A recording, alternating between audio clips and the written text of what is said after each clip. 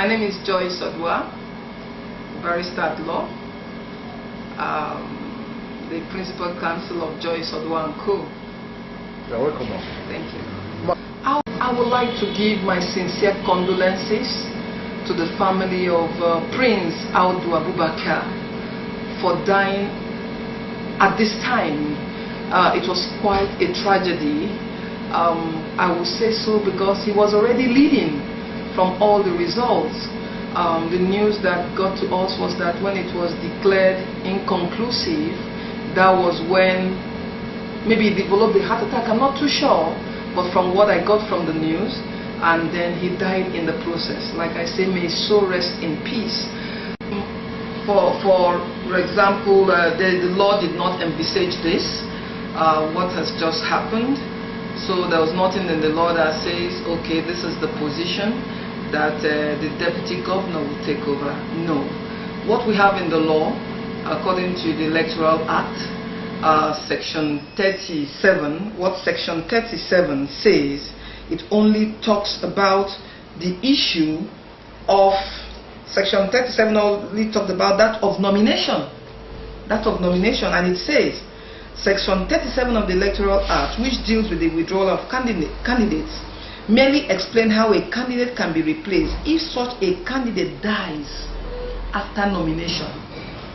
And it says the section states, if after the time of the delivery of nomination papers and before the commencement of the poll, a nominated candidate dies, the Chief National Electoral Commissioner or the Resident Electoral Commissioner shall, being satisfied about the fact of death, must be satisfied first, countermount the pool in which the deceased candidate was to participate, and the commission shall appoint some other convenient dates for the election.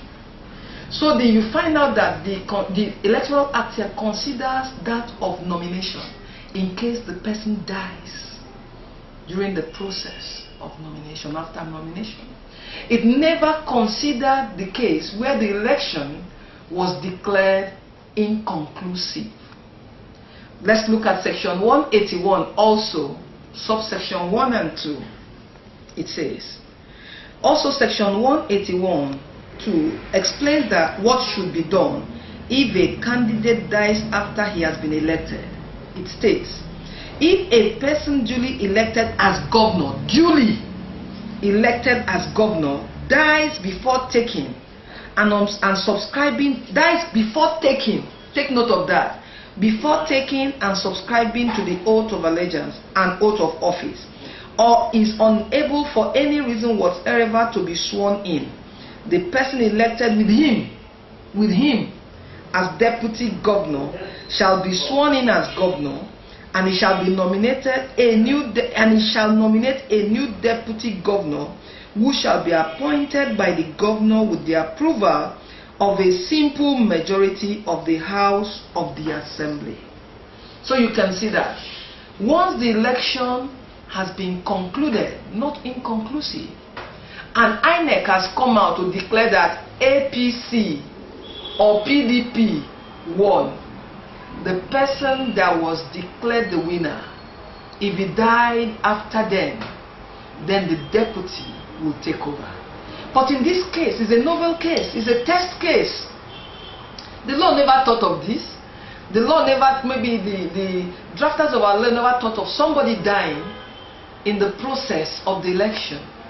So you can see that even Prince himself, Prince Audu Abubakar, is a very great man in Nigerian politics.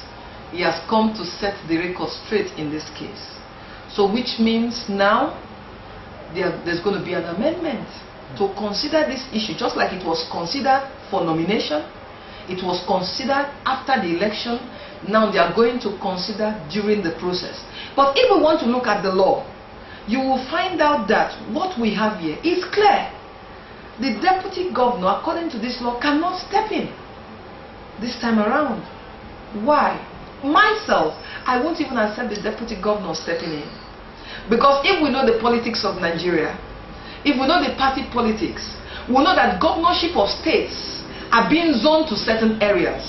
And since this election was not conclusive, And if they go and bring in, they say the deputy governor should take over, you find out that they will be robbing the constituency that produced late Prince Audu Abubakar. So with what I will say, INEC can still conduct the runoff for those areas that there was no election, that made them to declare the election inconclusive. INEC can still do that rerun of the election, since the party is the one from Adi Amechi's case that we know about. Since the party is the one that fielded the candidate, so the party can now go back home and pick who they want to pick to be the governor, and then the deputy governor can still remain as the deputy governor, so that they will not rob Peter to pay Paul.